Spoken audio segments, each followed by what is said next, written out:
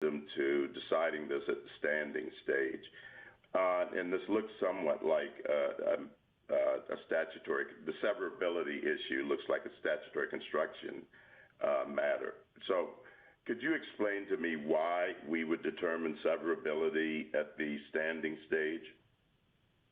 Well, Your Honor, I don't know that the court normally does determine severability at the standing stage. I suppose it could do that in the process of evaluating the federal government's theory of standing by severability. We don't think that that's a theory that's ever been endorsed by this court, and it seems like it would create some serious tension with this court's Article 3 precedent. But typically, severability would be analyzed after a ruling on the legality of the provision. So how would you say, you would, I see my time's up. Thank you. Justice Breyer? Well, I'll follow up on Justice Thomas's question. How do you respond to the United States theory of standing? So it's a novel theory. It's never been endorsed by this court. It would create a fairly massive loophole in Article 3 because in the ACA context, for example, any American who's regulated by any provision of the ACA, biosimilars or the menu calorie count provision, would be able to challenge 5000A without showing that that provision actually harmed them. And I do think it's in tension with this court's Article 3 precedent in several respects. First, what the court has indicated in cases like Daimler-Chrysler is that a plaintiff needs to establish standing for each claim, and they need to show that they are injured by the allegedly unlawful conduct or provision. And here we'd be allowing on the government's theory plaintiffs to proceed without doing that. And second, I think it would create a real concern about advisory opinions because as I understand their theory, you'd have to accept that the provision is inseverable at the standing stage, then you'd proceed to adjudicate the legality of the provision, and then after that you'd get to severability. But as we know from AAPC, most provisions are severable, so it would lead to a situation where courts are adjudicating the legality of provisions that don't actually harm the plaintiffs before them. Thank you. Justice Alito? Texas has offered evidence that the Affordable Care Act requires it to calculate Medicaid eligibility using modified adjusted gross income, and that this method of calculation has greatly increased the number of persons on Medicaid in Texas, I think by about 100,000 persons. Why can't Texas seek a declaratory judgment that it is not required to calculate eligibility using that method? Well, I think that the problem is that they need to show that they're injured by the provision that they actually allege is unconstitutional. And that provision that Your Honor referenced is separate from 5000A. It would remain on the books even if 5000A were wiped away. So unless the court were willing to accept the novel theory of standing by inseverability advanced by the federal government, I don't see how Texas's theories about many other provisions of the ACA can establish a case or controversy with respect to this claim challenging amended 5000A. Well, there is logic to that theory of standing. Why is it conceptually unsound? Well, we think it's unsound because it then would allow the court, allow a party to come into court and challenge, any aspect of a large statutory scheme by just asserting a theory that it's inseparable from one provision that harms them. But Your Honor, if the court wanted to create that type of rule in its standing jurisprudence, that would just bring us to the merits. And the problem with the merits theory is that the plaintiffs here are positing that Congress created the very command that this court held in NFIB was constitutionally impermissible. And that's just not a plausible construction when you consider that Congress was well aware of this court's statutory construction.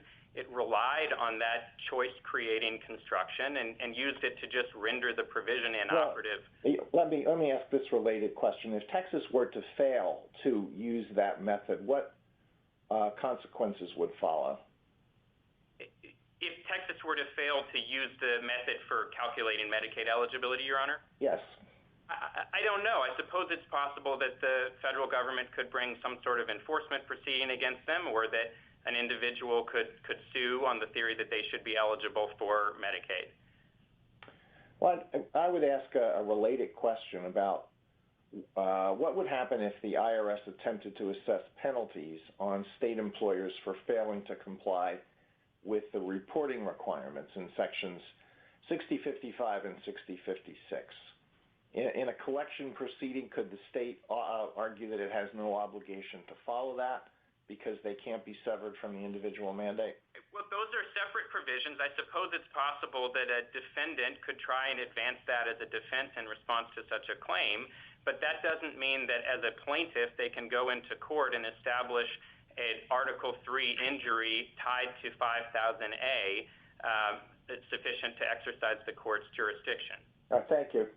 Justice Sotomayor? Counsel, if I understand, and please tell me if I understand your point correctly, which is if they have claims challenging the provisions that Justice Alito asked about, they should have brought that challenge, not a challenge based on the individual mandate, correct?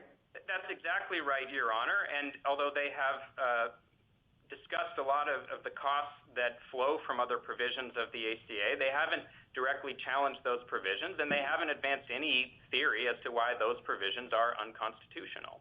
Second, counsel, give me your best argument why it would be unreasonable or not legally enforceable for plaintiffs to read the individual mandate as a legal command. You answered Justice Roberts' questions in a hypothetical, but I'm asking, are you accepting that hypothetical or that assumption, not hypothetical, I used the wrong word, assumption, or do you have, what's your best argument that it's not a command? No, we're not, Your Honor. This court authoritatively construed 5000A and NFIB as not a command. It said it was a choice between buying minimum coverage as set out in Sub A or making the alternative tax payment in Sub B. That's an authoritative construction that Congress relied on when it amended the provision in 5000A. Congress did not clearly indicate that it wanted to depart from that choice construction. Rather, it relied on the choice construction, zeroed out the tax as a means of making the provision inoperative. And I think this is a critical point, Your Honor. Congress was entitled to rely on this court's authoritative construction, and we ought to give Congress the benefit of the doubt that it was doing what it said it was doing, preserving a lawful choice, rather than imposing the same But counsel, I have no quarrel with, but why should we presume that a common citizen who wants to comply with the law would make that assumption? Well, or should make that assumption legally? Well, Your Honor, I think that to the extent that a common citizen is considering the intricacies of federal law, they would consider this court's authoritative and very prominent holding about this provision in NFIB.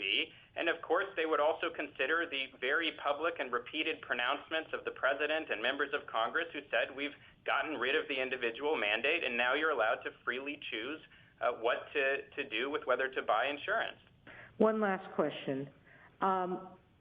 If I understand your standing argument within this involving the states, but are you arguing that the states are not harmed by the cost of more people enrolling in insurance as a legal matter, or is it that as a factual matter you think they have not yet demonstrated that they were harmed? As a factual matter, Your Honor, we're on summary judgment. It was their burden to introduce specific facts showing that amended 5000A actually drives up their costs. They put in 21 declarations, but they didn't actually address that point. So how do you deal with their argument that you had the burden of coming forth with evidence?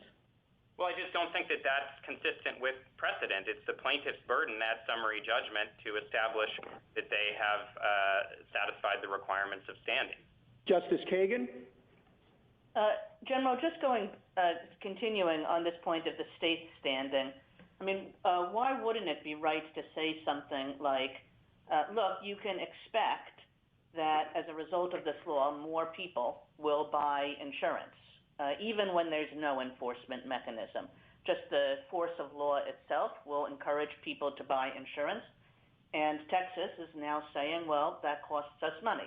It costs us money because of its effect on programs like Medicaid, and it costs us money because we have to send out these forms saying that you've bought insurance. I think that those are Texas's two arguments. Well, Your Honor, we think under this court's precedents in cases like Lujan, that might be enough at the pleading stage, but that it wouldn't be sufficient at the summary judgment stage. But frankly, Your Honor, if we're misreading those cases, we'd be happy to lose on the issue of state standing and litigate this case on the merits and then have Texas's rather minimal showing here set the bar for state plaintiff standing theories going forward. We just don't think that your cases allow it. And why is that? What case doesn't allow it? Well, I think it's just the general principle that a plaintiff must adduce specific facts to establish injury and causation, as the court indicated in Lujan, and that we would think would require something more than speculation or supposition. And how about on the individual plaintiff side? This is going back to the Chief Justice's questions. I mean, why isn't or why shouldn't the force of law itself? A person can say, if the law says I need to do something, then I have to do something. And that, we want citizens to be law-abiding. Why isn't that enough to create standing? Well, I understand that point, Your Honor, but I think that that's contrary to what this court has said in cases like Poe. I mean, there the doctor plaintiff said, I'm looking at this law. It says that I can't give advice to my patient, and I think the law is unconstitutional, and it harms me because I'm not able to give this advice. And the court said, well, that's not enough. You also have to show a real threat of enforcement. So I think that would be a departure from what this court has indicated before, and it might open the door to quite a number of additional pre-enforcement challenges. Thank you, General. Justice Gorsuch? Good morning, counsel. Let me pick up where Justice Kagan left off. As I understand it, the United States could still bring a civil action to enforce the mandate under 26 U.S.C. 7402A. Is that your understanding as well? That's not my understanding, Your Honor. I think that this court made clear in NFIB that the only legal consequence of not purchasing insurance is the requirement to pay a tax, and Congress has repealed or zeroed out, rather, the tax. So there are no remaining legal consequences, and I don't... Let's just suppose for the moment that you're mistaken, and 7402A would allow a civil enforcement action. Would that change your view about the individual standing? Potentially, although I think what this court has looked to is not just the possibility of an enforcement action, but whether there is a real threat of enforcement. And here I don't see how they'd establish that because, of course, the federal government has indicated that there's no further requirement for individuals to purchase health insurance, at least at the highest levels of the executive branch. That's the signal that's sent out to the country. So individual Americans would have to await an enforcement action before bringing a lawsuit challenging a federal statutory command? Well, that's our understanding of your cases, Your Honor. But again, if we're misreading the standing cases, we're very happy to litigate this question on the merits because we don't think that they have any plausible basis for reading this as a command, and we'd be happy to have the court reach that question either at standing or on the merits. And then with respect to the states, again, picking up on Justice Kagan's point, I thought I heard you agree that the theory of standing, that there's raised costs on enrollment-based injuries or compliance-based injuries could be enough to secure standing. It's just a failure of proof at the summary judgment stage. Is that a fair summary of your position? Yes, that follows from Department of Commerce. States can establish standing if the predictable, if they actually identify specific facts showing that predictable choices by third parties are going to drive up state costs. But unlike the census case where we had lots of expert declarations and specific facts and detailed government memoranda showing that connection, Texas here has just not introduced any specific facts indicating that amended 5000A would inflict a concrete harm on the plaintiff state. So if all we need is a substantial risk of a predictable effect, of government action on the decisions of individuals. Why isn't the Congressional Budget Office report stating that even after the penalty is removed, a small number of people will enroll because of a willingness to comply with the law? And it follows from that there will be increased costs to the states. Your Honor, I think this CBO report from 2017 is probably the best thing they have going for them on state standing. We don't think it's sufficiently specific. It's a single sentence, and CBO didn't offer any data backing it up. And do you disagree with it? I don't think that we have any basis to agree or disagree with it. So it's an uncontested fact in the record? No, I don't believe that's right, Your Honor. It doesn't say anything specific to the plaintiff states, and it doesn't say anything specific to plaintiffs who are eligible for state health plans. So we wouldn't think that that's enough at the summary judgment phase. But again, Justice Kavanaugh? Thank you, Mr. Chief Justice, and good morning, General Mongan. To pick up on individual standing questions of the Chief Justice and Justices Kagan and Gorsuch, suppose Congress passed a law requiring every American who lives in a house to fly an American flag in front of the house. There's no penalty, and the question then is individual standing. Under Lujan, you're the object of the regulation as a homeowner. It's a forced acquisition of an unwanted good or service. Why isn't that enough to give you standing, knowing that some people are going to do that, buy the flags and fly them simply because Congress requires that? Well, Your Honor, I think if their theory was identical to what the individual plaintiffs advanced here, simply that, look, we are actively complying with this and it is causing us harm, that would run into a similar problem with the Poe line of precedent. But there may be some other legally cognizable injury, especially in the First Amendment context. And we're not disputing that plaintiffs can try and advance those types of theories of injury. We just don't think that they're substantiated under the circumstances of this case. And on the CBO report that Justice Gorsuch mentioned, do you disagree that some people will follow the mandate and purchase insurance solely because of their willingness to comply with the law? I don't have a basis for disagreeing with it or agreeing with it, Your Honor. I think it is unlikely, as the dissenting judge below noted, that individuals who wouldn't already take advantage of the very generous Medicaid programs or state employer health plans would do it solely because of an unenforceable command. But again, if we're wrong on that, it just brings us to their untenable merits theory that Congress has created a command that this court said was constitutionally impermissible, even as it was telling the American people that it was trying to get rid of or make inoperative this provision. On the point that you mentioned that allowing individual standing here might open the door, are you aware of any other examples in the U.S. Code, at least, where Congress has enacted a true mandate, not something hortatory, but a true mandate with no penalties? Your Honor, I'm not aware of that, and we don't think that's what Congress did here. We think that they just... No, I take that point. I was just wondering if you were aware of an example. On the merits of the claim, under NFIB, obviously it was justified under the taxing clause, but it now doesn't raise revenue. How do you respond to that point? So in light of the NFIB construction, what Congress did here was to create an inoperative provision. It doesn't require anybody to do anything, and Congress has routinely created inoperative provisions. It's done so since the founding, and they haven't been viewed as constitutionally problematic because they don't alter legal rights or responsibilities or bind anyone. Thank you. Justice Barrett?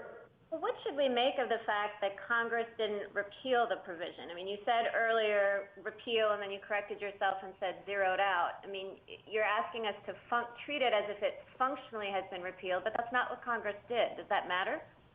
Your Honor, I think Congress understood how this court had construed 5000A as a choice, and it understood that it would make the provision effectively inoperative to zero out the tax.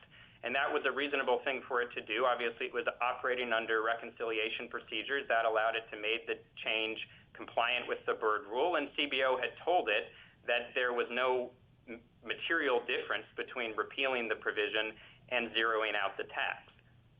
Let me ask you another question that's related to some of the hypotheticals you've heard so far. You know, the chief asked you about a mandate to mow the lawn, and Justice Thomas asked you one about forcing people to wear a mask. What if, in this case, and as I understand it to be the case, you have to certify whether you've complied or not, and then the government keeps track of that. So the government keeps track of whether you wore a mask or whether you purchased health insurance. Does that change your view of whether there's an injury? Well, I'm not sure that there is an ongoing certification requirement, at least in the tax forms, Your Honor. Perhaps that would change the analysis. But if we get to the merits, then I think that it's plain that this is not an operative provision and there is no ongoing command. So even if that would establish standing, it wouldn't be enough to allow the individuals to prevail on the merits. And Your Honor, I would like to just make the point that if the court were to disagree with us on the merits and hold that this is a naked command, then the only proper remedy for that would be an order making the provision unenforceable and holding that it's invalid. That would completely address the problem. What would be deeply problematic for the plaintiff, for the petitioner states, and for the rest of the nation is if plaintiffs were allowed to leverage this single inoperative provision to tear down hundreds of other provisions that Congress... Counsel, but let me just return to the question on the merits.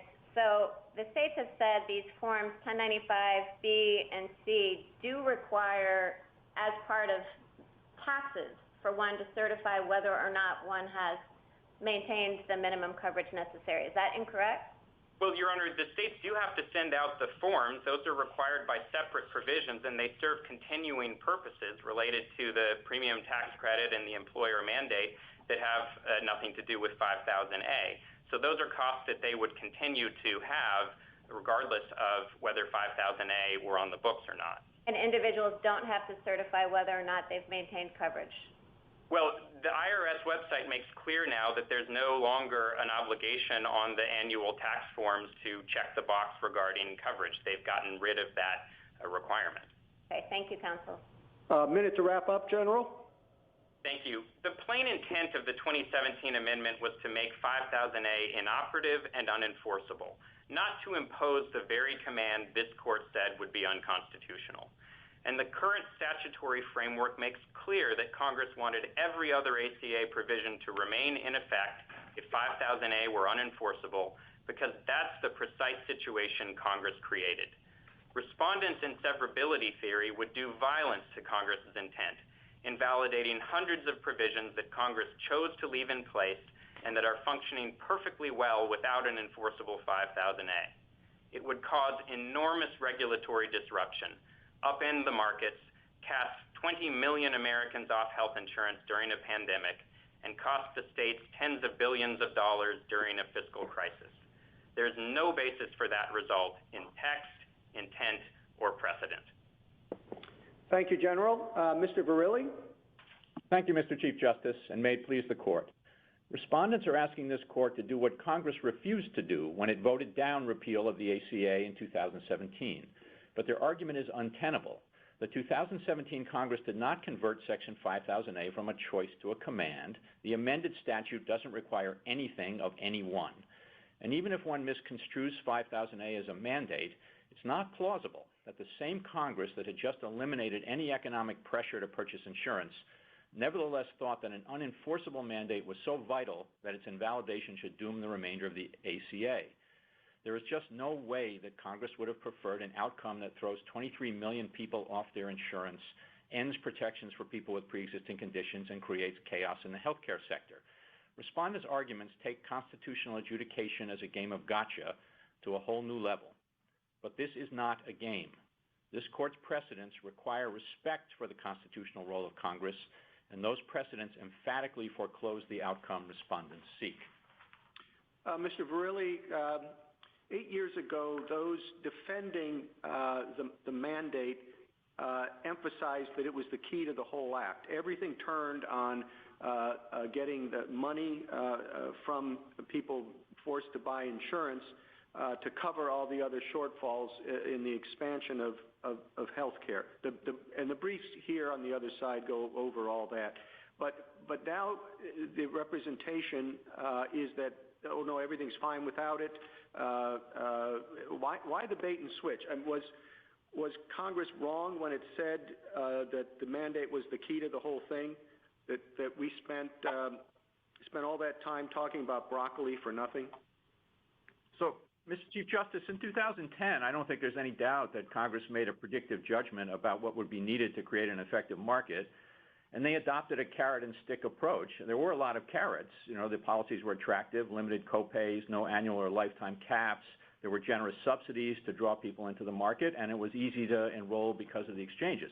But there was also a stick, the tax payment if you didn't enroll, and I don't think there's any doubt that the 2010 Congress thought that stick was important.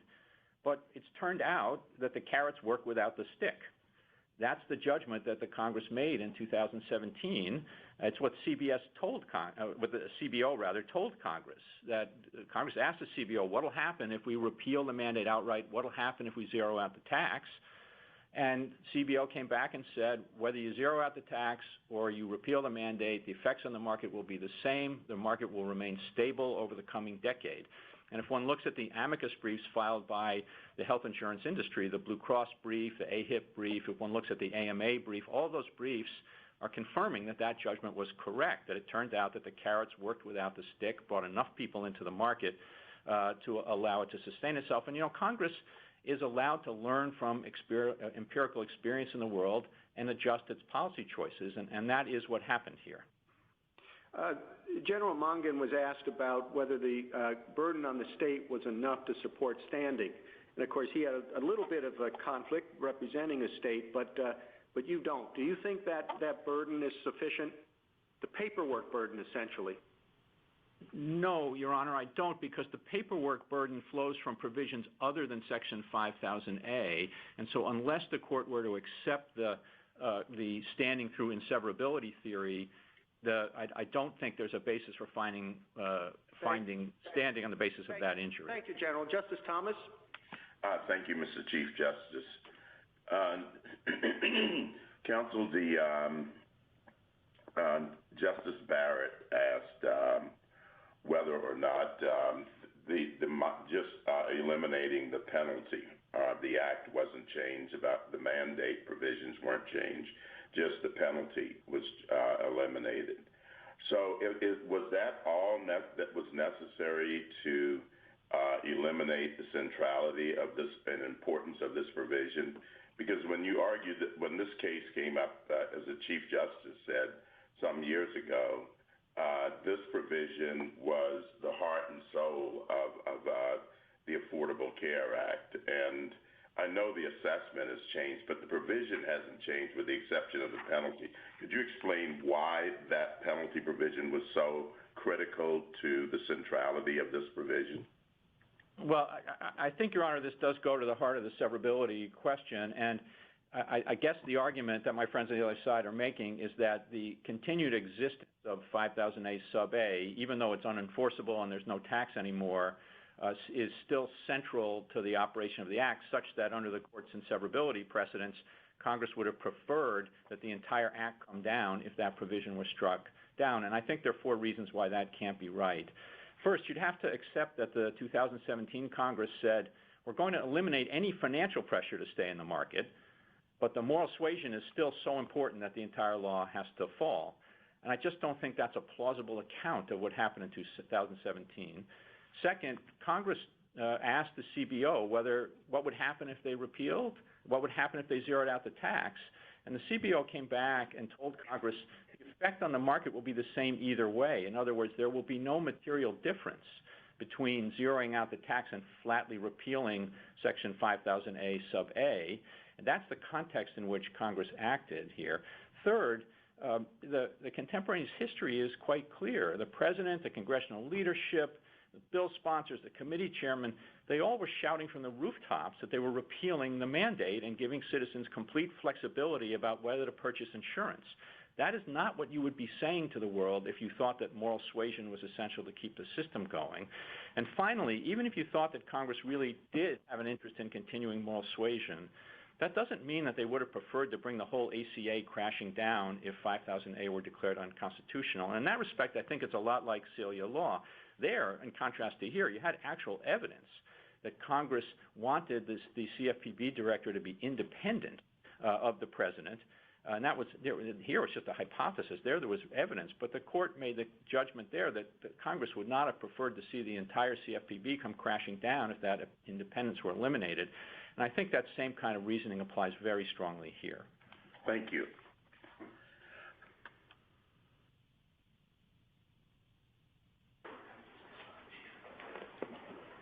Yes.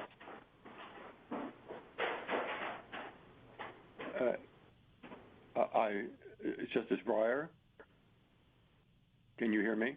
Justice Breyer? Yeah. Thank you, Justice Breyer. Yeah, I'm connected, I think. Question about severability. Since at the time we heard, when this was first passed, that the mandate was absolutely crucial, as you pointed out, because unless people buy insurance under this mandate, the other provisions such as you don't have to worry about pre-existing conditions, etc., won't work. All right, why isn't that fact? I'm sorry, Justice Alito? Something happened. I'm sorry, my machine didn't work. Yeah, I thought Justice Breyer was still on his time. No, Justice Alito? Oh, all right, well, thank you. Mr. Verrilli, this does seem like deja vu all over again. But let me ask you this question about the theory of standing by severability. Suppose there's a very simple statute. It has two provisions, A and B. I am hurt by B. I am not hurt by A. A is unconstitutional. The statute has a clause that says if A falls, B falls too. Under those circumstances, would I lack standing to challenge A? Well, that hypothetical definitely tests the limits of our objection to standing through inseverability, and I think it would be hard to maintain that position in the face of a statute like that. But what I will say, Your Honor, is this, that what it does point up, I think, is that if the court is going to validate the theory of standing through inseverability for the first time, that it ought not to do so combined with a presumption of inseverability at the standing stage, because even the situations like the one Your Honor's hypothetical describes are going to be very rare. Most of the time, as the plurality opinion in AAPC acknowledged, severability will be the outcome. And so if one presumes inseverability, even in cases like this one without an inseverability clause, then I think that is, as General Mongan identified, an open invitation to advisory opinions, because you're going to grant standing on the basis of the injury caused by Provision B, hold Provision A unconstitutional, and then say, but it's severable, and therefore the challenger doesn't get any relief. And so I think that's the problem. So I do think if the court really thinks that standing through inseverability is a valid theory of establishing Article III injury, that that ought to come with an analysis at the standing stage of the severability issue. I mean, what you have said about what Congress thought in 2017 perhaps illustrates the difficulty of trying to identify anything that was thought by the majority of Congress other than what it says in a law. A lot of people, a lot of members in 2017 may well have thought that eliminating the penalty or the tax would not cause any harm and the whole act could continue to function well without it. But others who voted for it may have done so precisely because they wanted the whole thing to fall. So I don't know what we can make of what was done in 2017 along the lines that you've said. So, Your Honor, I think that question points up the wisdom of the analysis in the AAPC plurality to focus on objective indications, statutory text and context. And beyond that, I would say I don't think it would be an appropriate thing for the court to do to assume that there were members of Congress who actually acting in violation of their oath to uphold the Constitution by voting for a provision they knew to be unconstitutional in the hope it would bring the law down. I just don't think that's a premise the court ought to indulge in any case, and certainly not in this one. When applying the objective factors, what we know is that Congress zeroed out the tax penalty, which is a very strong textual signal that Congress did not think that the 5000A sub A was necessary to play any significant role in maintaining these markets. And of course, the context here. Justice Breyer, we apologize for the audio difficulties, and we'll go back to you. Oh, that's all right. It's not a problem. Go ahead. Good. Justice Sotomayor? Counsel, am I assuming your answer to be that given a choice between, or among, because there could have been many choices, between invalidating and the entire ACA and just zeroing out the tax, that the 2017 Congress's choice was to just zero out the tax, correct? Yes, that's manifest on the record, Your Honor. There were efforts to repeal the entire ACA. Those efforts failed in the Senate. They were voted down. So we know that that effort to repeal the entire ACA was voted down, and the only change made was the zeroing out the tax in 5000A. And so if the choice is, yet again, after NFIB, declaring the individual mandate unconstitutional, if one sees it as a command, the 2017 Congress has already told us that it doesn't want the rest of the act to fall, correct?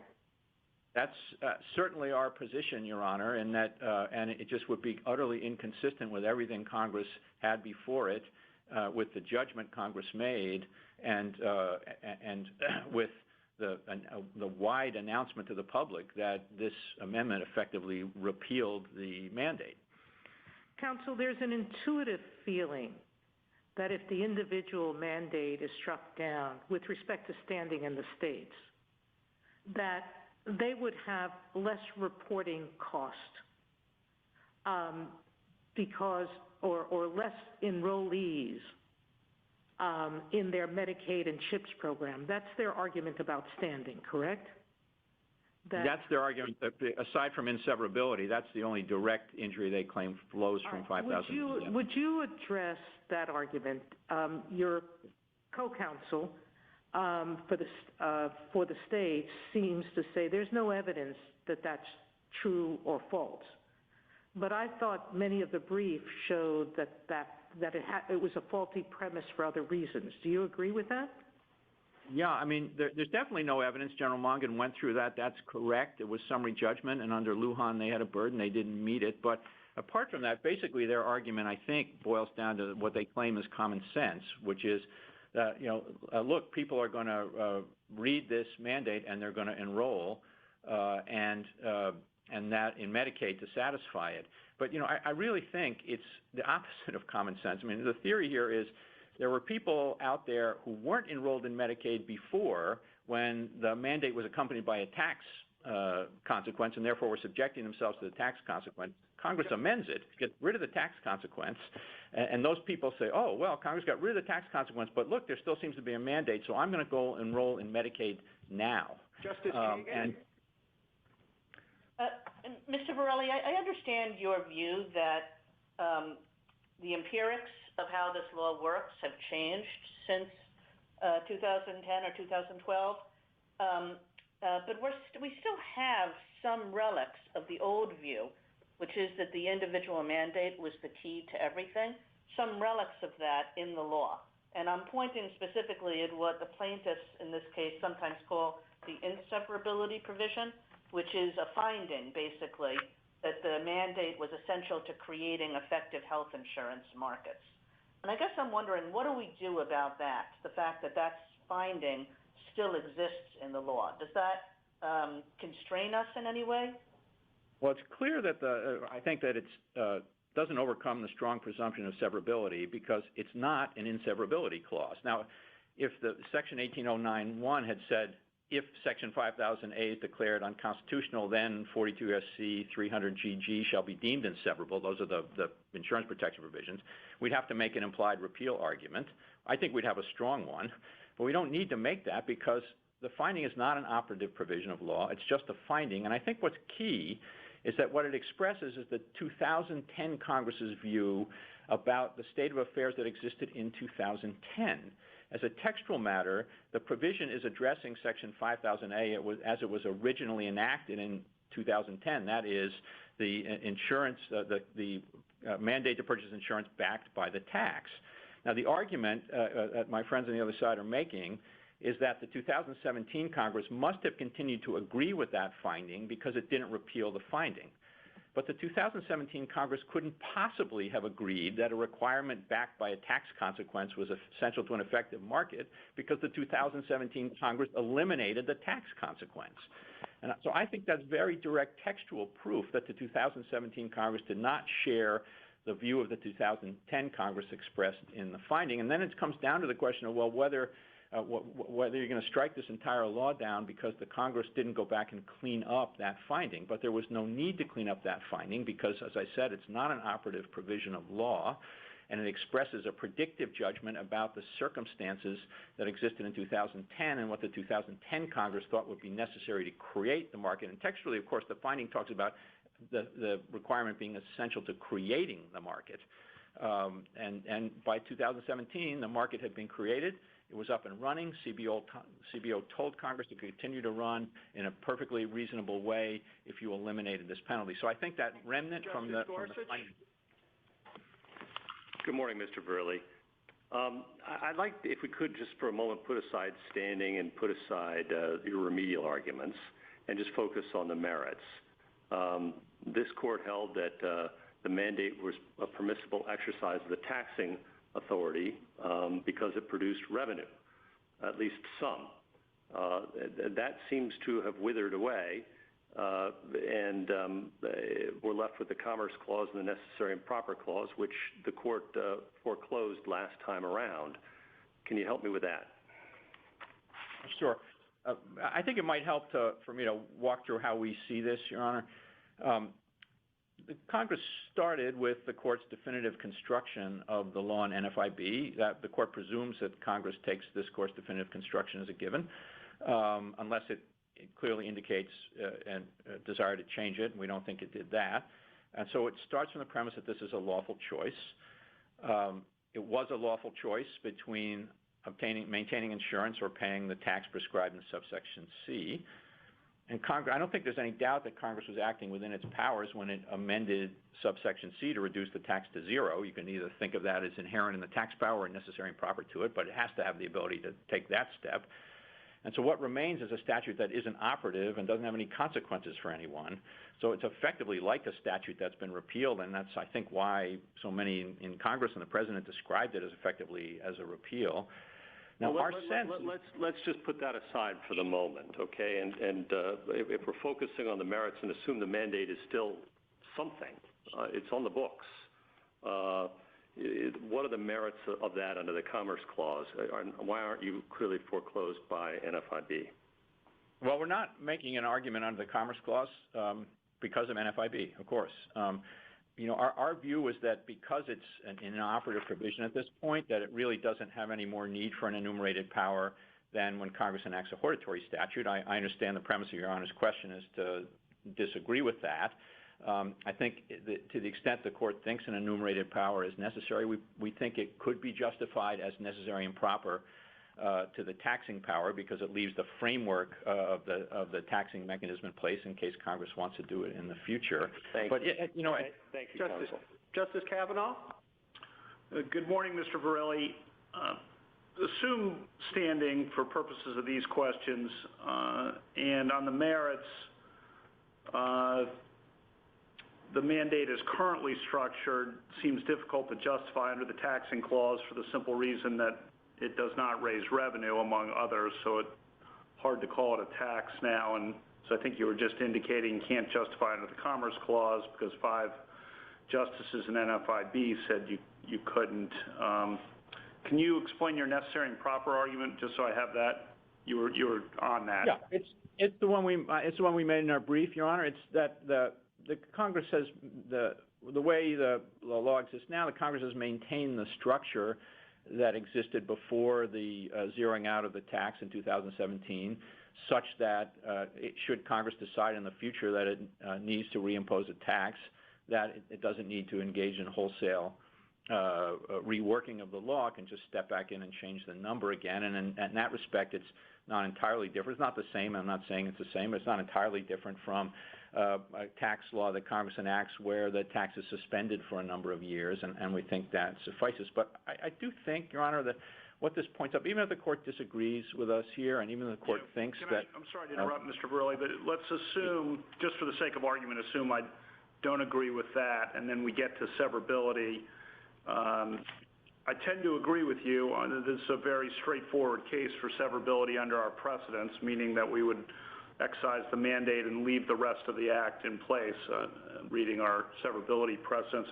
One of my questions is, do you think that's would have been the right result under the 2010 Act, or did that change in 2017, or how would you assess that? Well, I thought the amicus in 2010 made very strong arguments in favor of that result, but I do think the relevant point of inquiry was what did the 2017 Congress think, and I do think with respect, what would the 2017 Congress have preferred in the language of Celia law and the AAPC opinion? And I think that the answer, the objective answer to that is quite clear, that that the very same Congress that zeroed out the tax and therefore removed any economic incentive, any economic suasion to get insurance, couldn't possibly have thought that the provision was continued to be essential to the operation of the overall system. Thank you. Justice Barrett? Mr. Verrilli, if the court construes a statute in a particular way in order to avoid a constitutional question, wouldn't Congress be free to come back and say, no, no, no, that is what we meant, and in this case, for example, we did want to rely on the commerce power? In other words, why would an avoidance construction of a statute lock Congress in? Neither an avoidance construction nor a straightforward construction would lock Congress in, Your Honor. I agree with that, but here I think that, but I do think the presumption applies either way. Once this court has definitively construed a statute, that is what the statute means, and the court assumes that Congress takes that meaning as a given, and can rely on that construction by the court when it amends the statute, and absent clear evidence that Congress wanted to depart from the court's definitive construction, the presumption is that the definitive construction stays in place. And I do think that has to be the case here, because the only way to make sense of what Congress was doing and what, as I said, everybody involved in this process said Congress was doing, was that they assumed that the choice-creating structure that was the definitive construction of the Act after NFIB remained, and that by zeroing out the tax, they relieved any perceived need by anyone to purchase insurance if they didn't want it. That's what everybody involved in this process said they were doing. Why couldn't we say that when Congress zeroed out the tax, it was no longer a tax because it generated no revenue, and therefore could no longer be justified on the taxing power, so Congress was presenting it as a mandate which would have to be justified by the Commerce Clause? Well, I think for the reasons I said, Your Honor, and I do think that the statements by the legislature, by the legislators and the President and everyone else, I know that that's legislative history in a sense, but I do think there's wide agreement that those kinds of statements can be looked to as evidence of what, of the meaning that a provision is capable of bearing. It's clearly capable of bearing the meaning that we've identified, and it seems like the only explanation for what Congress did here is that they assumed that that was its meaning. If they had assumed the opposite and wanted to impose a command, I presume somebody would have said that, and everybody said the opposite. And of course, a minute to wrap up, Mr. Verrilli. Thank you. The Affordable Care Act has been the law of the land for 10 years. The healthcare sector has reshaped itself in reliance on the law. Tens of millions of Americans rely on it for health insurance that they previously couldn't afford. Millions more rely on the Act's other protections and benefits. To assume that Congress put all of that at risk when it amended the law in 2017 is to attribute to Congress a recklessness that is both without foundation in reality and jurisprudentially inappropriate. In view of all that has transpired in the past decade, the litigation before this court, the battles in Congress, the profound changes in our healthcare system. Only an extraordinarily compelling reason could justify judicial invalidation of this law at this late date. Respondents' arguments in this case are anything but. They should be rejected. Thank you. Thank you, counsel. General Hawkins. Thank you, Mr. Chief Justice, and may it please the court. This case should be resolved on the basis of three operative provisions that appear in the U.S. Code today. The first is the individual mandate, which is a command to the American people to purchase health insurance that the federal government deems suitable. The second is a penalty provision that ensures that the mandate raises no revenue for the federal government. The third is a legislative finding enshrined in the text of the law itself, declaring the mandate essential to the operation of the marketplace reforms that the ACA set out to achieve. The Obama administration's Department of Justice described that finding as a functional inseparability clause. Under NFIB versus Sebelius, the mandate as it exists today is unconstitutional. It is a naked command to purchase health insurance, and as such, it falls outside Congress's enumerated powers. And the legislative findings declaring the mandate essential require this court to conclude, as did the district court below and the joint dissent in NFIB, that the mandate is inseparable from the remainder of the law. In asking the court to hold otherwise, petitioners are really asking this court to ignore statutory provisions in the U.S. Code. Petitioners instead prefer to hypothesize about what various legislators might have been thinking when they voted to eliminate the penalty provision, yet retain the mandate and the legislative findings. But that's just an argument that this court should set aside the text of the law in favor of non-textual considerations. That gets things exactly backwards, as this court has confirmed time and again in recent years. There is no basis to ignore the words that Congress enacted and that remain operative today. The proper course is to take Congress at its word and declare the mandate unconstitutional and inseparable from the remainder of the ACA. General Hawkins, on the severance question, I think it's hard for you to argue that Congress intended the entire act to fall if the mandate were struck down when the same Congress that lowered the penalty to zero did not even try to repeal the rest of the act. I think, frankly, that they wanted the court to do that, but that's not our job.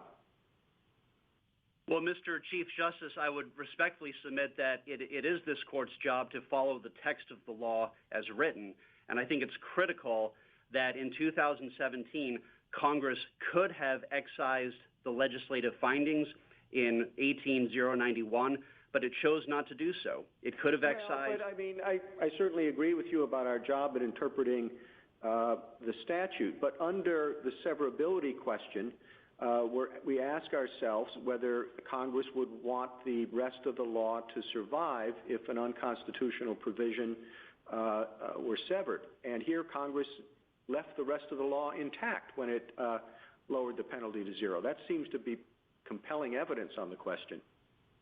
I don't think so, Mr. Chief Justice. I think what that establishes, or at least one reasonable reading of what happened, is that Congress wanted to give the American people a tax cut.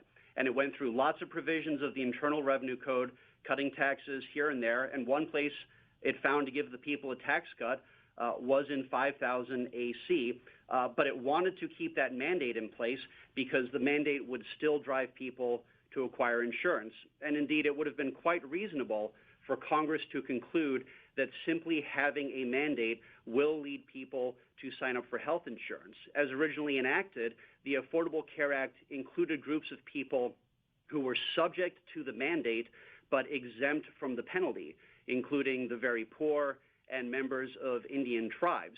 And I think that's an indication that Congress believed that simply ordering people to do something would get them to do it, notwithstanding any penalty that may be attached. General, you talked about the findings in the legislation and treat them as if they were an inseparability clause, but it doesn't look like any severability clause anywhere else in the rest of the U.S. Code to me.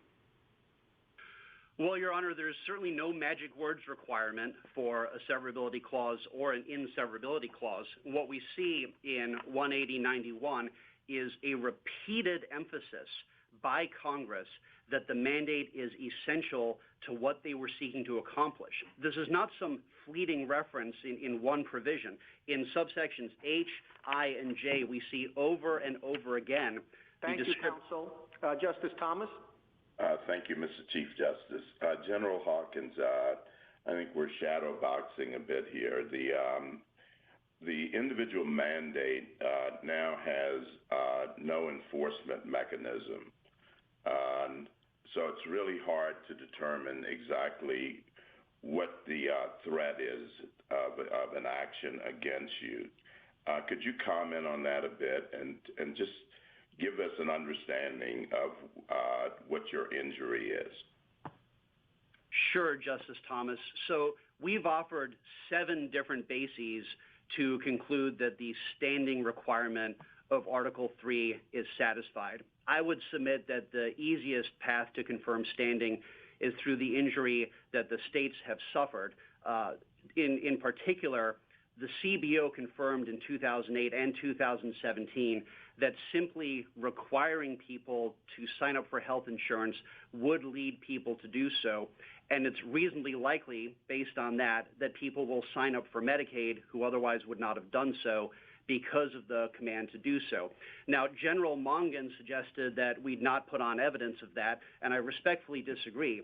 We've put on the 2008 and 2017 CBO reports, the individual affidavits themselves at pages 73, 76, and 77 confirm that individuals will sign up just based on a command to do so. And there are numerous state affidavits, including from Mississippi, Missouri, and South Dakota at 148, 154, 187, talking about costs imposed by the mandate on the states. And we see the increased Medicaid enrollment set out in, for example, page 91 of the Joint Appendix, which is a Wisconsin affidavit. Now, we would submit that under Department of Commerce versus New York, that is more than enough to conclude that there's a substantial likelihood of at least one person signing up for a state Medicaid program, which of course would cause at least $1 in injury and satisfy the standing requirement. And that's just our first of 7 theories. I'm happy to go through more if Your Honor's not satisfied. I'd like to move to, at what stage would you determine inseverability?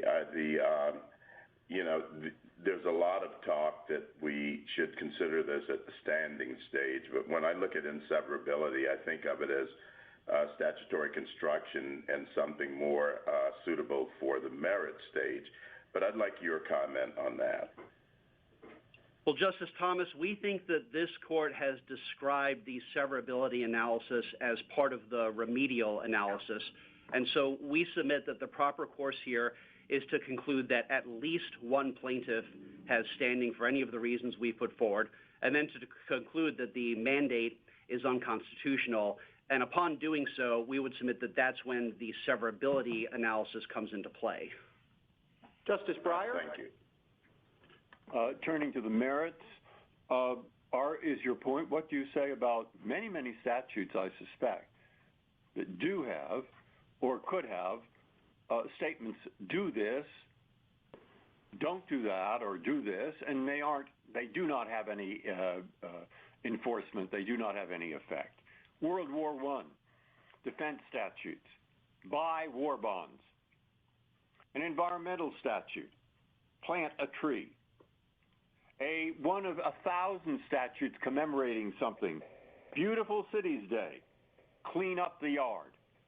I mean, I can recall, or I believe, just dozens and dozens of statutes where Congress says something where normally we would say it's precatory. Now, are all those statutes suddenly open to challenge? I mean, are none of them? If so, you lose. And if it's in between, which ones are and which ones aren't? So, Justice Breyer, you asked whether they're open to challenge. I guess I'd want to know what on the merits. If you have a merits claim, can you suddenly say, this is no good because people will do it? They'll buy war bonds. they will plant a tree. At least one of them will clean up the front yard. Okay? And thereby, I don't know, you see the point. It's a merits point. So, Justice Breyer, I guess I'd want to look at the particular statute. We know from NFIB that the government cannot order people to enter commerce, people who are not already in commerce. And if another statute is like that, then I think NFIB would control. You're missing the point. On each of them, there is some constitutional argument that if there were a penalty attached, it would be unconstitutional. They take the penalty out from all my examples. Now, no penalty. And do you say that they are nonetheless unconstitutional for whatever reason? If so, I think there will be an awful lot of language in an awful lot of statutes that will suddenly be the subject of court constitutional challenge. Justice Breyer, we don't dispute that inherent in the nature of sovereignty is the power for the government to speak, and so we don't challenge the idea of truly hortatory statements or Congress giving suggestions or recommendations. And if those statutes could be read that way, then that might change my answer. But what we have here, and this is, I think, the critical difference, it is not some suggestion, not some hortatory statement. It is the law of the United States of America today that you have to purchase health insurance, and not just any health insurance that the federal government has decided would be best for you. And that is certainly subject to challenge. Thank you. Justice Alito?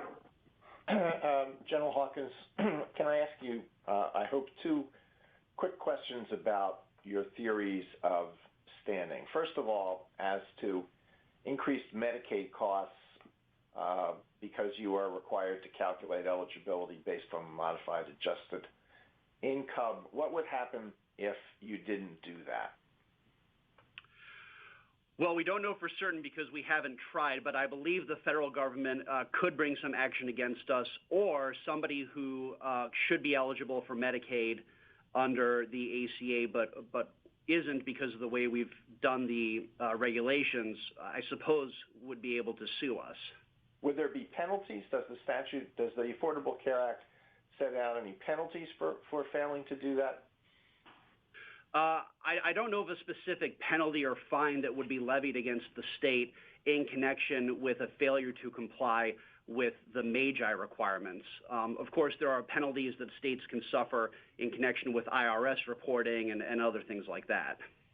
Okay, as to the reporting requirements in Section 6055 and 6056, the consequences for failure to comply with those, I believe, would be a penalty under the Internal Revenue Code, which this court has suggested is a tax for purposes of the Anti-Injunction Act. So how could that theory of standing survive the limitations imposed by the Anti-Injunction Act? Well, the provisions in 6055 and 6056 flow from the mandate and are echoed in IRS regulations. The 2020 instructions, which were released recently, say that the states have to provide this information to the federal government about how they are covering as employers their employees. And that reporting requirement itself inflicts a pocketbook injury on the states. Those forms don't produce themselves. And our theory is that that pocketbook injury itself is enough to satisfy Article 3. I don't think that poses an AIA problem.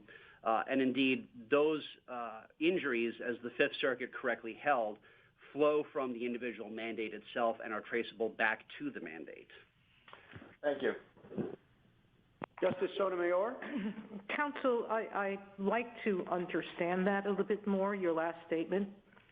As I understood the theory you explained earlier of your standing, you say that you assume some people would comply voluntarily with the legal command at issue here, the individual mandate.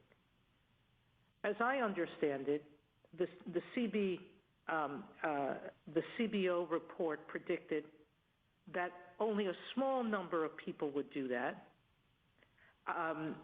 the exact opposite of what it said in 2009, because of a willingness to comply with law. But you have to take it a step further. You have to prove that that small number would include people who didn't enroll for Medicaid and didn't enroll for CHIPS when it was a legal requirement as a tax, but they would do so now after they're told there's no penalty for it, there's no tax for it. At some point, common sense seems to me would say, there's only a small number of people who would do it. That small number of people have to include Medicaid and CHIP recipients to affect you as the state at all. And they would, once they're told there's no tax, enroll now when they didn't enroll when they thought there was a tax. Does that make any sense to you? It does make sense to me, Justice Sotomayor, under Department of Commerce versus New York.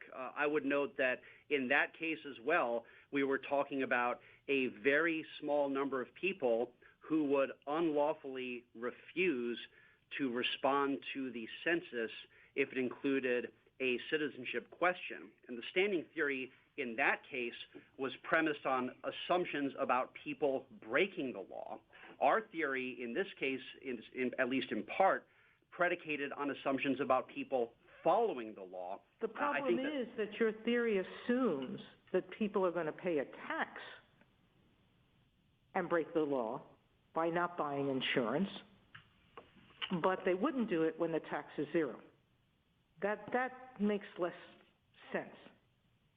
But moving on from that to the substance, okay? In NFIB, we said at least 4 times by my count that individuals cannot be compelled to buy health insurance under the Commerce Clause.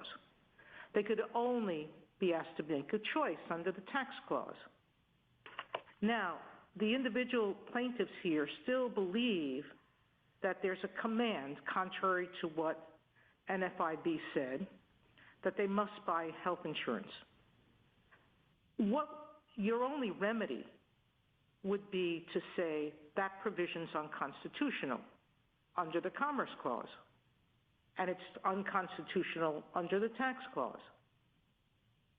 But I don't understand why you're entitled to greater relief when NFIB only says, it already says it's unconstitutional. We could say it's unconstitutional now, but you're arguing that somehow us saying it a second time would convince Congress that it could command you to do something we said it couldn't do. Again, does that logic make sense? It does, Justice Sotomayor, based on the text of the law. The court, of course, in 2012 upheld... We said in NFIB that we couldn't read the text of the law the way your clients want us to, because it would be unconstitutional. So, Justice Sotomayor, in 3A of the Chief Justice's opinion in NFIB, that part of the opinion notes that the best reading of the individual mandate is as a command to purchase health insurance. And then in subsequent parts, 3B and 3C, the Chief Justice explained that an alternative reading was fairly possible. That's what's missing today. There is no fairly permissible alternative reading of the law. And that leaves us with the conclusion in 3A of the Chief Justice's opinion that the mandate is best read as a command to purchase health insurance, and that is unconstitutional. And the text of the law says that the remainder of the ACA cannot work without that individual mandate. Justice Kagan? Yes, Mr. Hawkins, continuing on the merits, I'm not sure I understand the position. In NFIB, we held that the ACA was not an unconstitutional command. So I would think that has to be the starting point. Now, since then, there has been this change, and in this change, where Congress reduces the penalty to zero, Congress has made the law less coercive. So how does it make sense to say that what was not an unconstitutional command before has become an unconstitutional command now, given the far lesser degree of coercive force? Well, Justice Kagan, I'd like to start with the premise of your question about the holding of NFIB. That holding is an alternative reading of the statute, a savings construction predicated on the fact that at the time, the individual mandate could possibly be read as glued together with the penalty provision. Well, I think you have to, excuse me if I might interrupt, General, I think you have to accept that holding, because that holding is what allowed the ACA to remain in existence all this time. I mean, so however it was that it was 4+1 and what exactly that one said, the holding of the court was that the ACA was not an unconstitutional command. And we would submit this court is not bound by that holding today because the underlying predicate of that holding is no longer in the United States Code today. Well, the only thing that's changed is something that made the law less coercive, is what I'm suggesting. Well, Your Honor, if you make a law less coercive, how does it become more of a command? Well, Your Honor, the law was always best read as a command, as 3A of the Chief Justice's opinion makes. You're just disputing the premise of what we held in NFIB, which has, which I don't think you can dispute. But let me go on. So 5000AE says that a class of people, and these are mostly poor people, who were subject to the mandate, but those people are subject to the mandate but have never had to pay anything. So do you think that in NFIB, what we really should have concluded was that those people were subject to a command, whereas everyone else had a lawful choice? So I think that those people, the very poor and members of Indian tribes, I think that if at any point they had brought an as-applied challenge, I think they would have been entitled to prevail because Your Honor is correct. From day one, Congress has been ordering them to do something which is beyond Congress's commerce power. I mean, doesn't it seem exactly backwards, General, to say that those people who never had to pay a thing were subject to a command when people who did have to pay, who felt the coercive power of government, were not subject to a command? Your Honor, that is Part 3A of the Chief Justice's opinion in NFIB, indicating that the mandate is best read as a command. Now, to some people, to many people, a savings construction was available at the time, but in 2017, Congress effectively took these subsection E exemptions and expanded them to everybody. And the result is that there is no tax savings construction now available, and we're just left with a command. Thank you, General. Justice Gorsuch? Well, I'd like to pick up on that, on the merits. Mr. Hawkins, and good morning. As I understood Mr. Verrilli, his argument on the merits is that this is still necessary and proper to the taxing power, and that coercive authority is still in play. It's just that Congress has chosen to set it at 0 and wants the flexibility of retaining that provision in law because it might choose later to increase the tax again. What do you say to that response? I would say two things, Justice Gorsuch. Number one, this cannot be a tax because it does not raise revenue for the government and indeed cannot raise revenue for the government. In NFIB, the court noted, citing cases going back to the 1950s, that the essential feature of a tax is raising revenue. My second response, though, is that if the necessary and proper clause were to somehow save that, that would be giving Congress a police power. Everything is potentially a tax. And if Congress could justify any legislation on the grounds that, well, maybe one day we'll impose a tax, there would be no functional limit on Article I power. Let me turn to the remedial question here, and if you could address it with respect to the individual plaintiffs. They've asked for declaratory and injunctive relief. I guess I'm a little unclear who exactly they want me to enjoin and what exactly they want me to enjoin them from doing. So the declaration, which was count one, on which the district court has entered partial final judgment, was a declaration that the mandate is unconstitutional and inseparable from the remainder of the act. The defendants include the United States, HHS, the IRS, and their respective commissioners. And so the judgment would be a declaration that the defendants cannot, would be a declaration that the individual mandate is unlawful and inseparable from the remainder of the act. What do we do about the fact that usually declaratory judgments in aid of pre-existing remedial jurisdiction, we normally require some proof that we can remedy a plaintiff's injury more concretely than just a mere declaratory judgment? Well, here I think that we'd have to show that there would be an injunction that would be available, and then this is essentially an anticipatory action. So two things, Justice Gorsuch. Number one, the United States in district court insisted that an injunction would not be necessary and that it would treat the declaration as an injunction, and we took them at their word.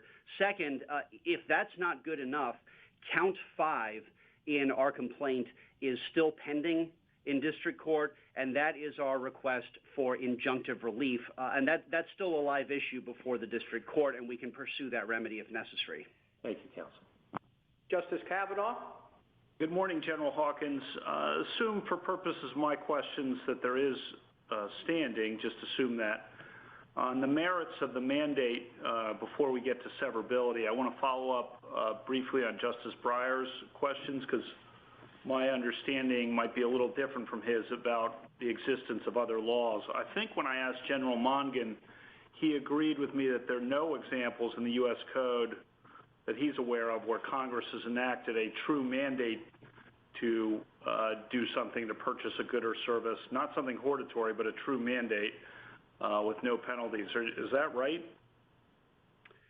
I think it is, Justice Kavanaugh. I can't think of anything, and it would make sense that that were correct because the Affordable Care Act, of course, was an unprecedented statute. I believe that Congress had never tried to do before what it did here.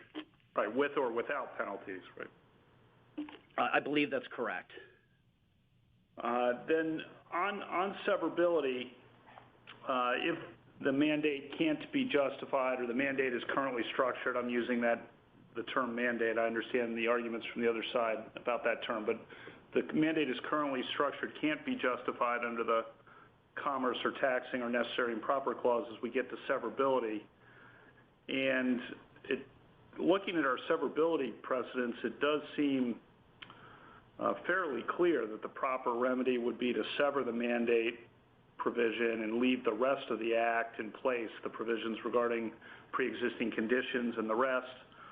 So the question to you, obviously, is how do you get around those precedents on severability, which seem on point here? Justice Kavanaugh, I get around them by relying on the text of the statute. AAPC, Your Honor's plurality opinion for the court, recognized that non-severability clauses can be statements of congressional intent. And as I noted earlier, the Obama administration's Department of Justice referred to 18091 as a functional inseverability clause. In that statute, we've got multiple instances of Congress insisting. I'm sorry to interrupt, but inseverability clauses usually are very clear, and we did indicate what they look like in AAPC, and we cited an example of what they look like.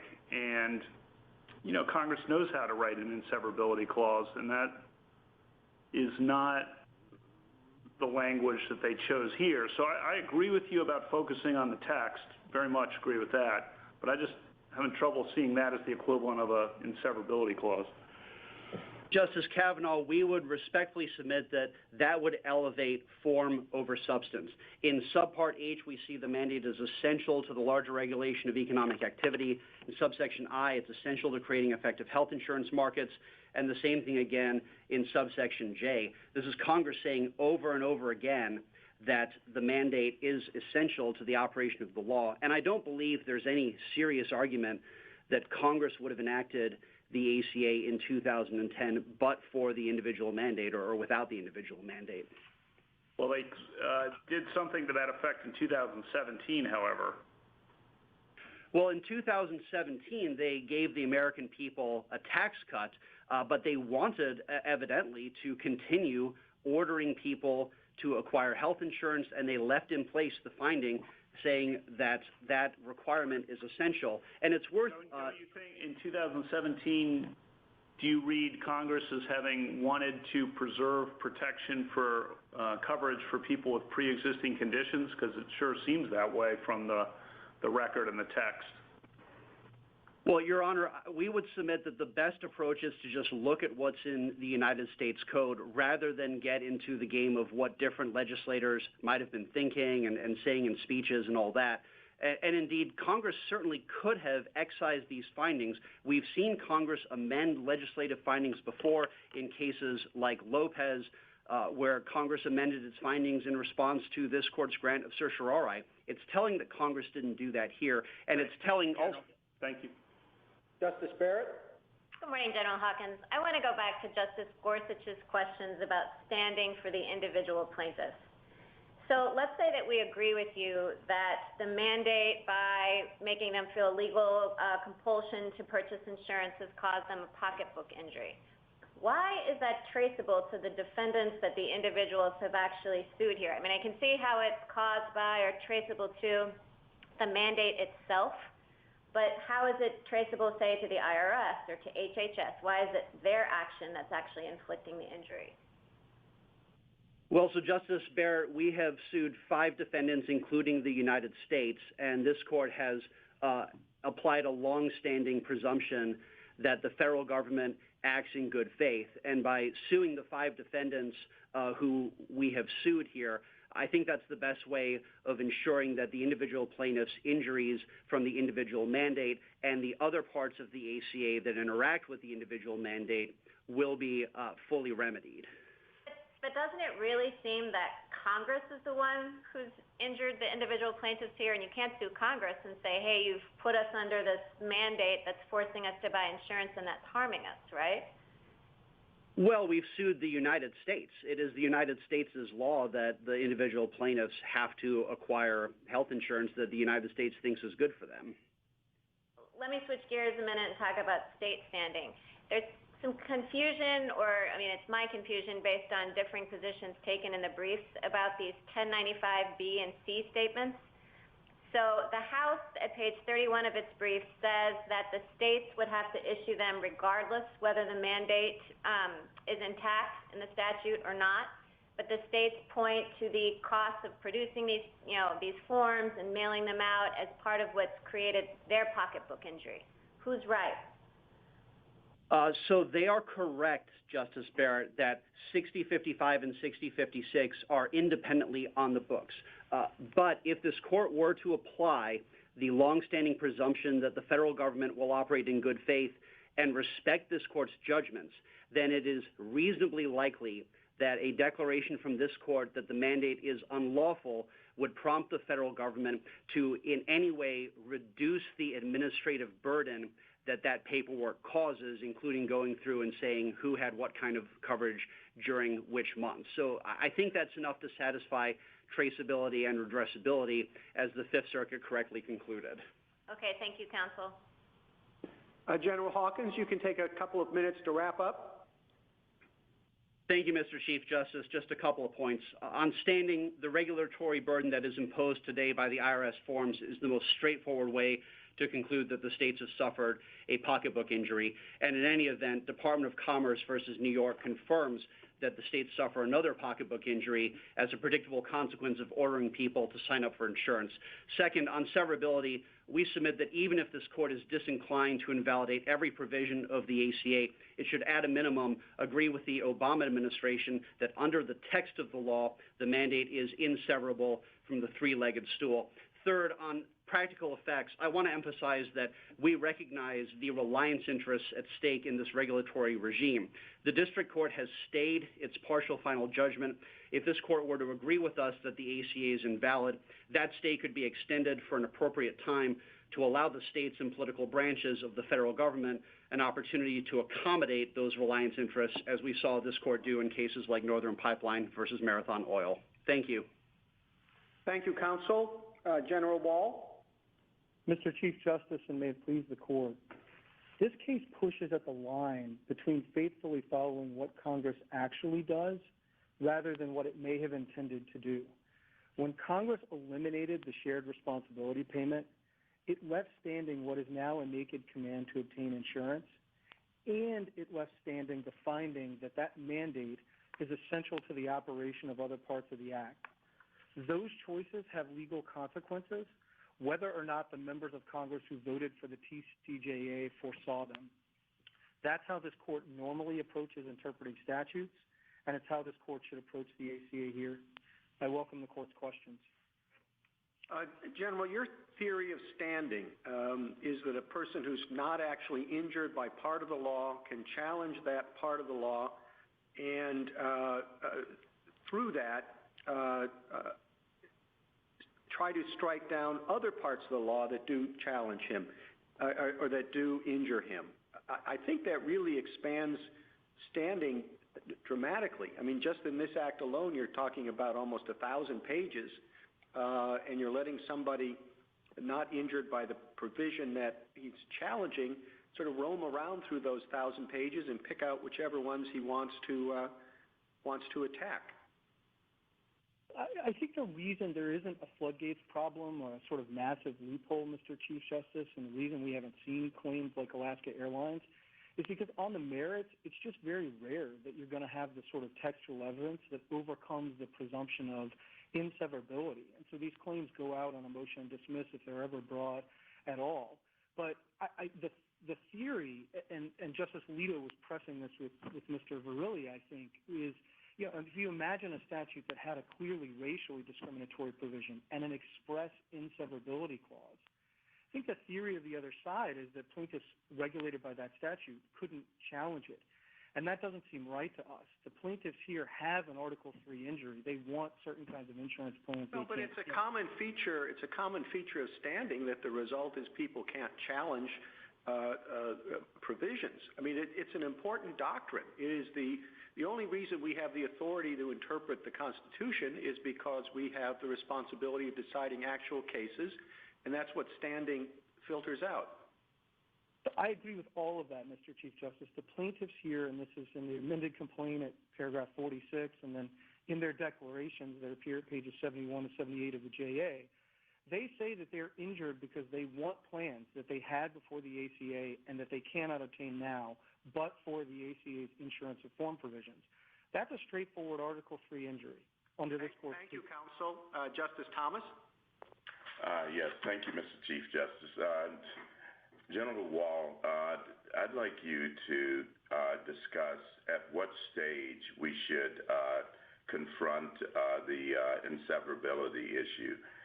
There's much talk that we should do that at the standing stage, but again, I think, as I've said before, that it seems more like a statutory construction issue that you consider at the merit stage. Would you comment on that? The government's view is yours, Justice Thomas. The other side, my friends on the other side keep referring to standing through inseparability. That's not right. Those two are distinct things. The plaintiffs here want insurance plans that they cannot get, that they used to have, but for the ACA. That's an Article III injury. It is an injury, in fact, in the real world to them right now. They want different kinds of insurance. On the merits, they have arguments about why those insurance reform provisions can't be enforced against them. And their argument on the merits is that the provisions are tied as a matter of statutory interpretation to the mandate, and the mandate is unconstitutional. Now, that argument may be right or wrong on the merits, Justice Thomas, but it doesn't have anything to do with standing. As you say, it's distinct from the standing inquiry. They have an Article III injury, then we move to the merits and severability, and as I was trying to explain to the Chief Justice, the reason that doesn't open the floodgates is because it's just rare that the text of the statute, which we know has to be the focus under AAPC and CELA law, is going to provide the kind of evidence that would allow a plaintiff to overcome the presumption of severability. It's virtually always going to be true that the provisions are severable. It just doesn't happen to be true here given the unique wording of this statute. Thank you. Justice Breyer. Yes, I'm going to the merits, and I think I do have a very different understanding than Justice Kavanaugh.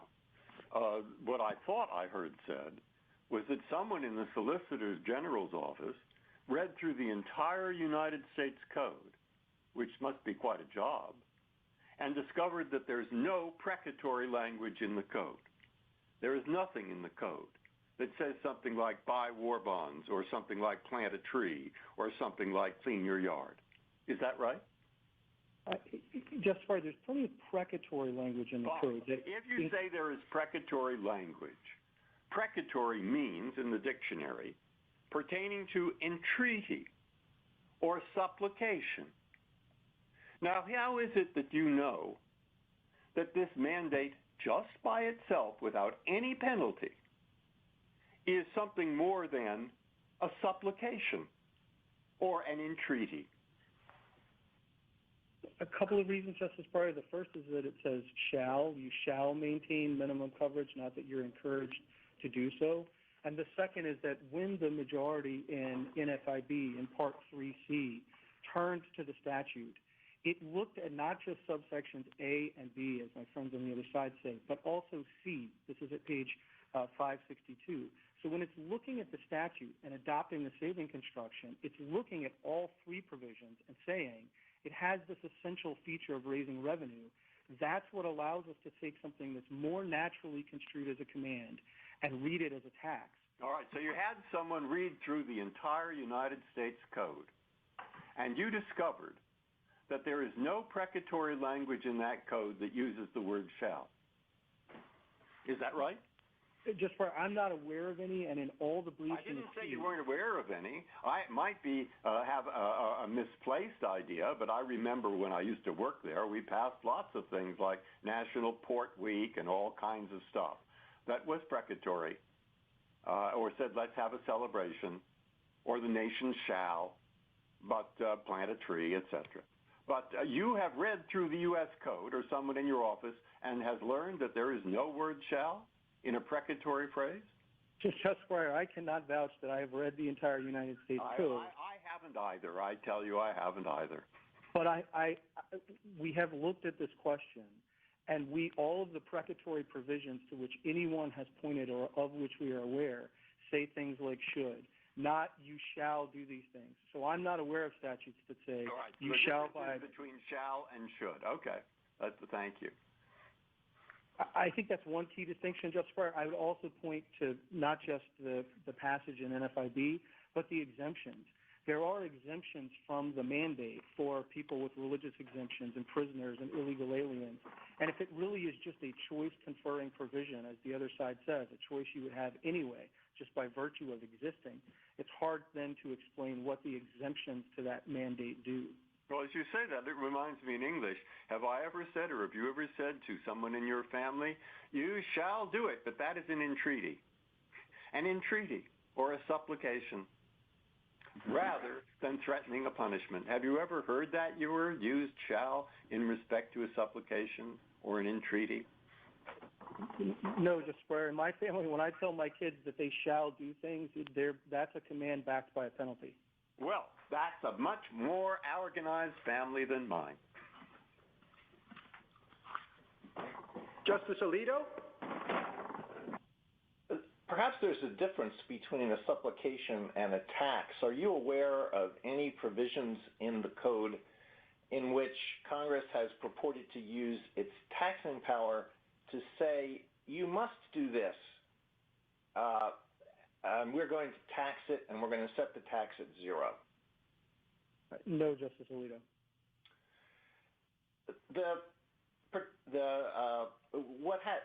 The feature of this case that has a strange aspect is the sea change that's occurred in the understanding of the role of the individual mandate between our first Affordable Care Act case and today. At the time of the first case, there was strong reason to believe that the individual mandate was like a part in an airplane that was essential to keep the plane flying, so that if that part was taken out, the plane would crash. But now, the part has been taken out, and the plane has not crashed. So if we were to decide this case the way you advocate, how would we explain why the individual mandate in its present form is essential to the operation of the Act?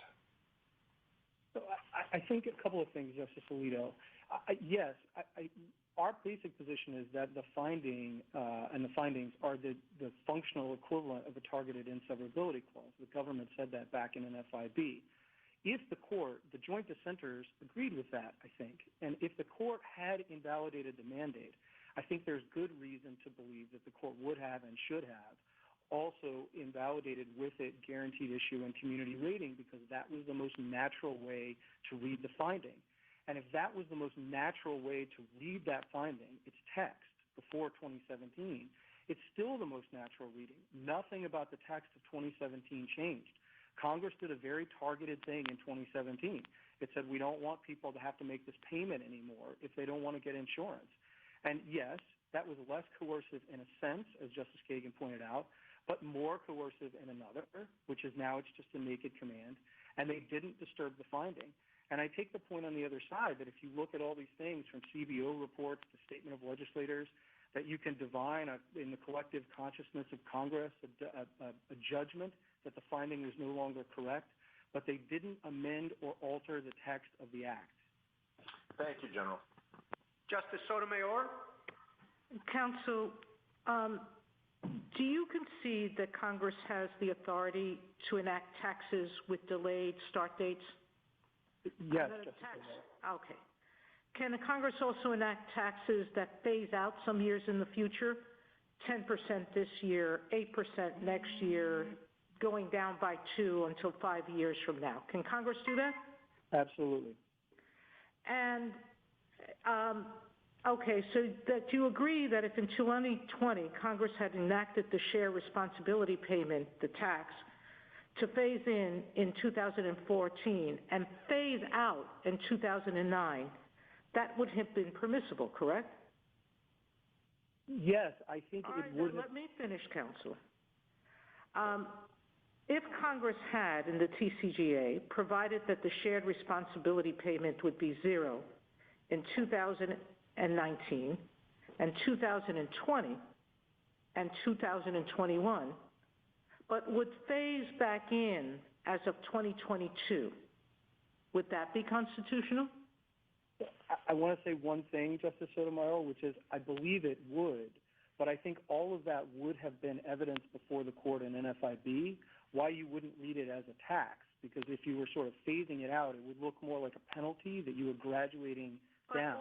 But all that Congress did, answer the question to my last hypothetical. If Congress had, in the TCJA, provided that the shared responsibility would be 0 for the first 3 years, but would start up at a certain percentage in 2022, would that be constitutional? If they had just delayed the payment of the shared responsibility payment, Justice Sotomayor, yes. I believe that. So what's the difference between that and a decision often made by Congress that for a certain number of years, whatever fines, penalties, taxes were due from people, they're not going to collect? We've had cases with that where I think we had a case just last year where Congress was going to pay a bonus to soldiers and suspended that bonus for 3 years and then reapplied it later. What's the difference between that constitutionally? If Congress has the power constitutionally to delay, to extinguish, to restart, why is this any different that at least 2 Congresses have chosen to forego the tax, but another Congress has the power not to? All of those other provisions, Justice Sotomayor, are written naturally like taxes. They say if you do a thing or you don't do a thing, you make a payment. The reason this is different is because once you eliminate the revenue-raising function, it's not naturally written like a tax, as the Chief Justice recognized. It was never most naturally thought of as a tax. What allowed it to be reasonably construed as a tax was the revenue-raising function. Once you cut that out of the statute, it no longer reads like any of those provisions that have suspended or delayed taxes. It reads very differently if you set them side by side. Justice Kagan? General Wall, assume for the moment that I don't really buy your standing through inseparability theory. Could you tell me what your view is about whether the states or the individual plaintiffs have standing here? We haven't taken a position on that, Justice Kagan, because we think the individual... I know you haven't, General, but I'm asking you for one, because we have to take a position on it, and, think of this as a one-justice CBSG. Justice Kagan, I think Justice Barrett was asking some very difficult questions about traceability with respect to the individual respondents. With respect to the states, I think at page 22 of Texas's brief, it's pointing to reporting and administrative costs in its direct role as an employer. And I think that might be enough to get the state standing. But again, I want to emphasize the United States has not taken a position on that. Okay, I mean, the United States is usually pretty stingy about standing law, so it did surprise me in much the way that it surprised the Chief Justice that you're coming in here with a theory which, to my mind, threatens to kind of explode standing doctrine. I mean, and I guess I want to go back to that because I wasn't sure I understood your answer to the Chief Justice. A lot of legislation now is in these huge packages. I mean, even more than the ACA that involve 1,000 different subjects. Omnibus legislation, where it's just everybody pours everything in that they can think of, and it would seem a big deal to say that if you can point to injury with respect to one provision, and you can concoct some kind of inseparability argument, then it allows you to challenge anything else in the statute. Isn't that something that the United States should be very worried about? And isn't it something that really cuts against all of our doctrine? We would be worried about it, Justice Kagan, if we thought that the floodgates were going to open. But Alaska Airlines was more than 30 years ago. People have been able to bring these claims for a long time. The reason they don't is that they rarely are. It's not a problem of Article 3 standing. It's not that they're not injured by these statutes. Plaintiffs here. If I could just interrupt for a second, General, I just don't think that that's right. I mean, I have to say for myself, this theory was new to me, and I think it would be new to many people. And it's not so hard to construct some kind. I mean, all you have to do is to present a theory of severability. You don't have to win on your theory. And, in order to make this, under your view, a proper Article 3 claim. Well, but of course, Justice Kagan, the court, as a matter of avoidance, can do severability before doing the merits. We don't think it should here, but normally a court would. And if the theory of inseverability were weak, as it usually is, it's very hard to overcome the presumption of severability. The claim would go out on a motion to dismiss stage, which is why you don't see the claims. I think the problem for the other side, just to drive home Justice Alito's hypothetical, is I think the other side is saying that even if you had a statute with an express inseverability provision and an obvious constitutional problem, like racial discrimination, so it was obvious that the statute was a legal nullity, everyone regulated by that statute couldn't challenge it until somebody came along who was racially discriminated against. And as an Article 3 standing matter, that doesn't seem right. Thank you. Justice Gorsuch? I'd like to just pick up where we left off there and understand from you your response to Justice Kagan and the concern about opening the floodgates here. Justice Gorsuch, we just don't see the problem because it's going to be, as I was trying to say, it's going to be very hard to make out an inseverability claim that's going to get you past the motion dismiss stage, which is why we just don't see people walking in and challenging single provisions of omnibus acts because they don't have something like the textual finding here. It's rare to have an inseverability clause. It's even rarer to have a factual finding that goes to exactly the same question as you're asking when you do severability. I mean, in all of the briefs in this case, no one has pointed to any other statute like this one. So I think I understand the sort of reaction that we don't see this sort of theory very often. But again, I don't think that's a function of Article 3 standing.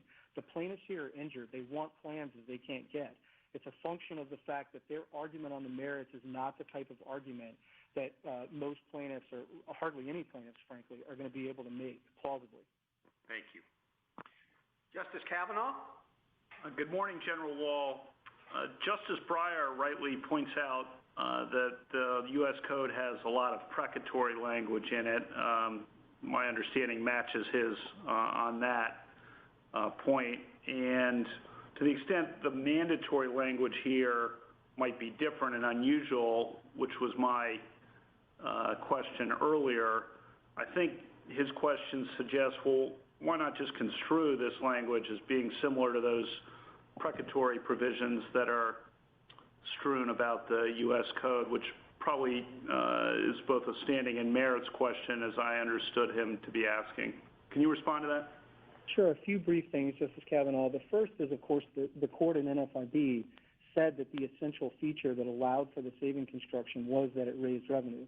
Once Congress has eliminated that, I think they've cut out the basis for the saving construction, and then you have the word shall, which the Chief Justice recognized in NFIB is most naturally read as a command. It's read as a command in all of these other statutes. So I think the court would have to extend or stretch NFIB further than the court went there. And it seems with respect to the mandate as currently structured, you make a forceful argument that it's not justified under the commerce or taxing or necessary and proper clauses, at least as construed in NFIB. But then we go to severability. And I understood your opening comments to say that the findings in the original act are, in essence, the equivalent of an inseverability clause. And I just want to test that for a second. I mean, as you know, we have a strong background presumption of severability, which reflects a long-standing understanding of how Congress works and our respect for Congress's legislative role under Article I. And it also establishes a clear default rule, or fairly clear default rule, against which Congress can legislate. And Congress knows how to write an inseverability clause, but this language is different from how that usually looks. So I just want to give you an opportunity to respond to that. Sure. So everyone agrees that there's no magic words requirement. And at that point, the finding speaks directly to the question here. It says the mandate, the requirement that you get into the market, is essential to guaranteed issue and community rating. And if, as the Joint Dissenter said in NFIB, once that triad is down, and as the court-appointed amicus said there, it's very hard to limit it to the triad. It takes down the other pieces of the act. So I take the point, Justice Kavanaugh, that it's not written in the way one normally sees an inseverability clause, but it speaks directly to the question that the inseverability clause is meant to address, which is what is in the act that the mandate is essential to. And by its very terms, it says, and that's why I think the government argued powerfully in NFIB that it's the equivalent of a targeted inseverability clause. Thank you. Justice Barrett. General Wall, the petitioners have pointed out that if, in fact, Congress zeroed this out and made it no longer a tax, they've argued that Congress would have deliberately done something unconstitutional by grounding this language, if, in fact, it has force, assume that, in its commerce power. Do you think that it's indisputable that NFIB would render such an exercise of the commerce power unconstitutional? And I'm asking because, there were 5 justices who thought that, but it wasn't a majority opinion who said it. So do you think there's room for doubt on that score?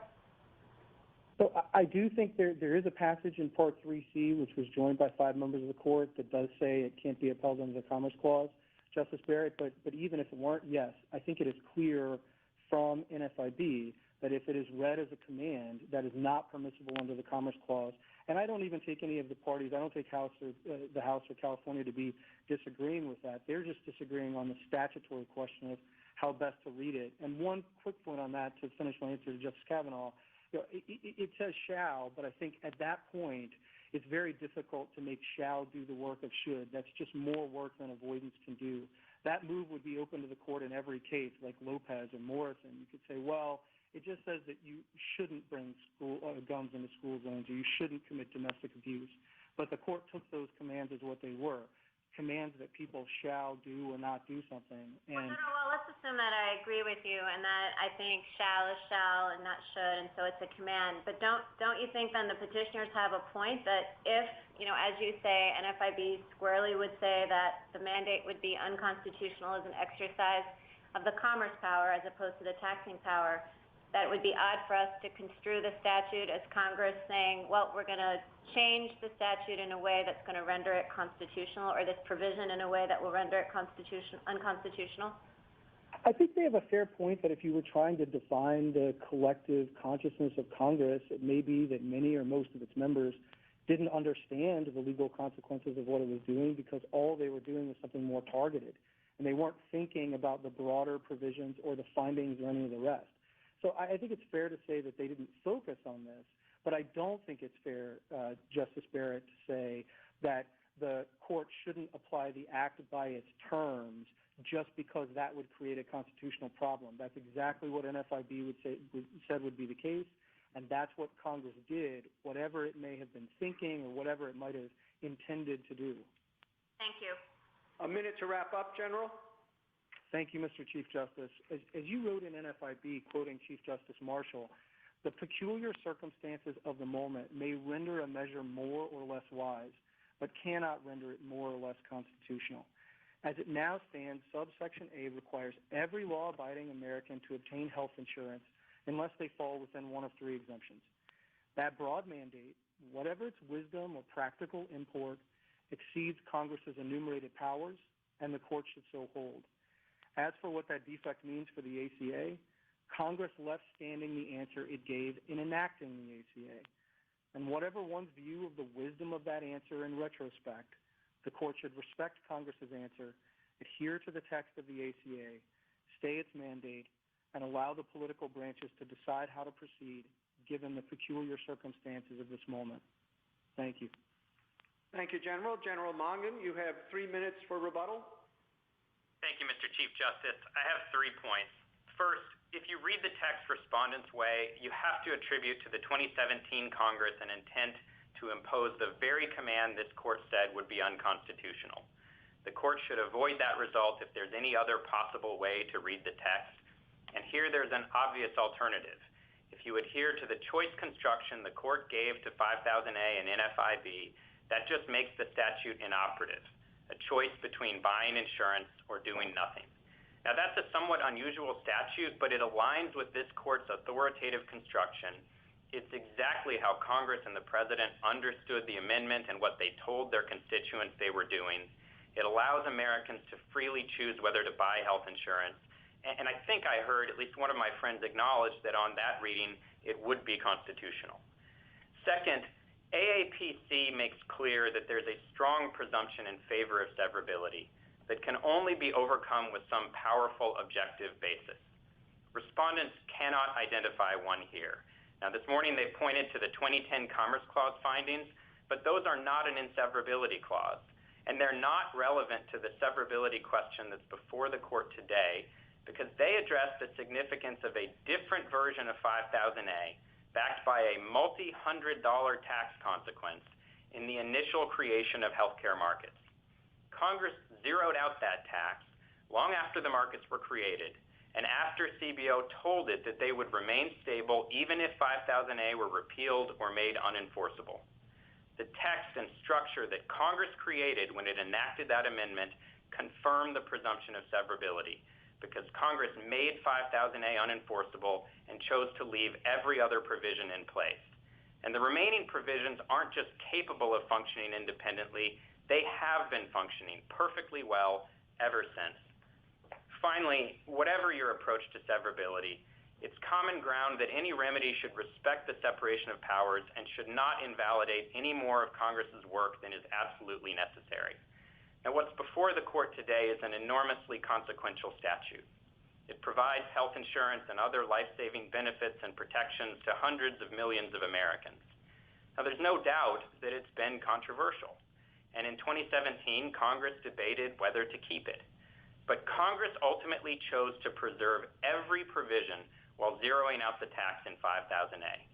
If that surgical amendment created a constitutional problem, there's only one remedy that would respect congressional intent, and that's an order declaring that provision and only that provision unenforceable. Thank you. Thank you, General. The case is submitted. The Honorable Court is now adjourned until Monday, the 30th of November at 10 o'clock.